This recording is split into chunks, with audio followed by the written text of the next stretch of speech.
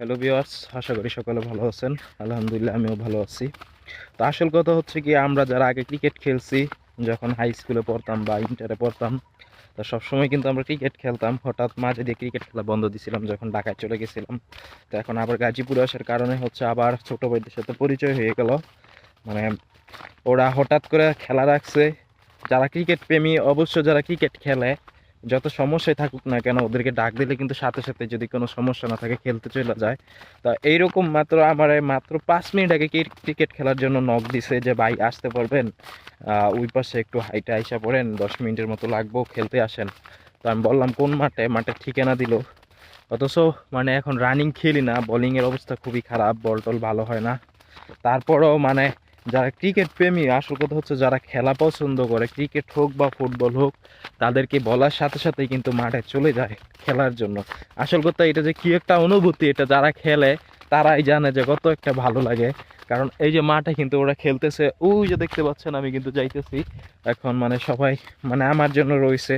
মানে একজন প্লেয়ার কম ছিল হয়তো বা এরকম, বা না কি জানি না সঠিক।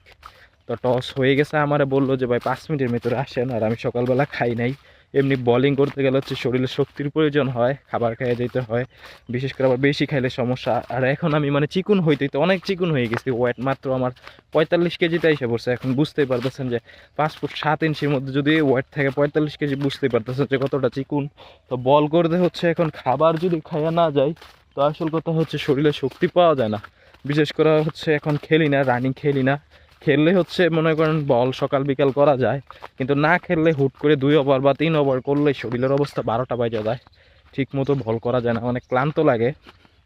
তো এখন মানে ওরা দেখি মাঠটা আবার 1 সপ্তাহ পরে খেলতে যাচ্ছি। মানে এখন খেলা অতটা মন বসে না, বিকালবেলা খেলে আসি না, কারণ এখন হচ্ছে শরীরের অবস্থা ভালো না, তাই খেলতে আসি না।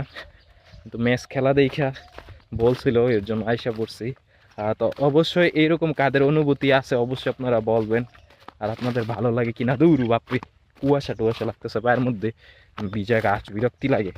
তা আসলে এরকম ক্ষেতের মাঠে নভেম্বর ডিসেম্বর জানুয়ারি মাস ফেব্রুয়ারি মাসটাই খেলা হয়।